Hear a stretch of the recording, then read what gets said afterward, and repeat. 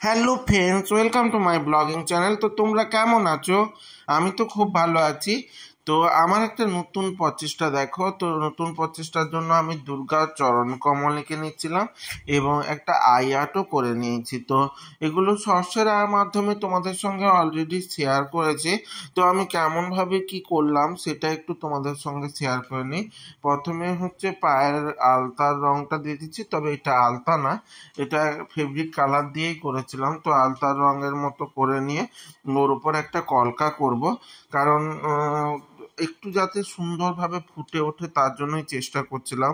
দেখো, প্রথমে আলতার মতো টেনে নিয়েছি, তো টেনে নিচ্ছি, নেওয়ার পর ওর ওপর এটা কিন্তু একটু শুকোতে দিতে হবে, না শুকোলে কিন্তু সম্ভব নয়। তাই শুকিয়ে যাওয়ার পর ওর মধ্যে কিন্তু সাদা রং দিয়ে আমি কলকাটা টেনে নেব। তো তোমরা অবশ্যই কিন্তু আমাকে এই ব্লগের মাধ্যমে জানাবে তোমাদের এই সব যে কনসেপ্টগুলো যেগুলো আমি করছি সেগুলো কেমন লাগছে, এবং আরও কি কি করা যায়, এবং কিসের কিসের ওপর এইভাবে সুন্দর সুন্দর কাজ করা যায় সেটা তোমরা একটু আমাকে সাজেস্ট করে বলো। অবশ্যই আমি সেটা শিরোধার্য করে নতুন করে কিছু কনসেপ্ট আনার চেষ্টা করব। সত্যি কথা বলতে তোমাদের কমেন্টগুলো আমার ক্ষেত্রে খুবই কার্যকরী হয়ে উঠছে, কারণ সেই কমেন্টগুলোর উপর ভিত্তি করেই আমি নতুন নতুন কাজ করছি। তো এগুলো আমার শখের কাজ, আমি বলেছি আমার এগুলো শখ প্রচুর, আর এই কাজগুলো করতে আমার খুবই ভালো লাগে। তো দেখো, এরপর সাদা রং দিয়ে কলকা করে নিচ্ছি। তো কলকাগুলো করার পর একটা একটা করে লতা কলকা করেছি। এ পাশে একটা লতা কলকা, ও পাশে একটা লতা কলকা, তার উপর একটু একটু বুটি বুটি দিয়ে সেটটা আনার চেষ্টা করেছি। তো তোমাদের কার কার আঁকতে ভালো লাগে বা এরকম নতুন নতুন কারুকার্য করতে ভালো লাগে তারা অবশ্যই আমাকে জানিও, এবং আরও কিভাবে ডেভেলপ করা যায় সেটা অবশ্যই আমাকে একটু সাজেস্ট করে বলো।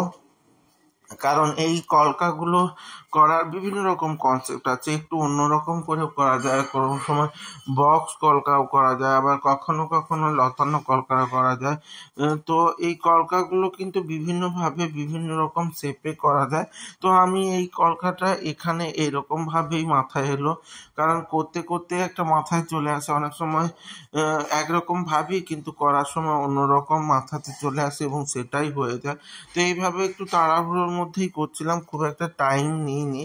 তো আর আমি কিন্তু সাজানোর জন্য নিয়ে চলে এসেছিলাম জুঁইয়ের মালা এবং পদ্ম, তো দুটোই নিয়ে চলে এসেছিলাম। তো এখানে সাজিয়ে দেব, অবশ্যই তোমরা দেখতে পাবে, ওগুলো দিয়ে সাজিয়ে দেব। তো সুন্দর করে পরপর পরপর দেখো কলকাগুলো টেনে নিয়েছি, এবং আমার প্রায় কল্পা শেষ হয়ে যাচ্ছে, এবার হয়েই এসছে।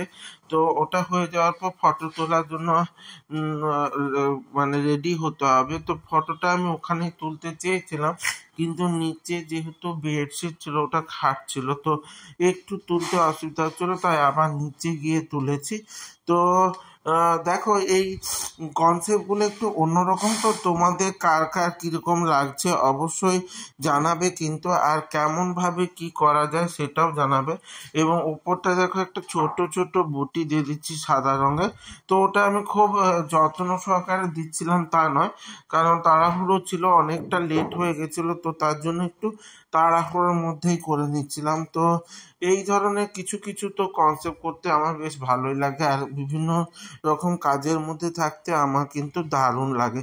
তো তোমাদের কেমন কি লাগছে বা কীরকম মনে হবে সেটা কমেন্টের মধ্যে জানিয়ে দিও, আমি অবশ্যই জানার চেষ্টা করে নেব এবং অবশ্যই সেটা নিয়ে ডেভেলপ করার চেষ্টা করব।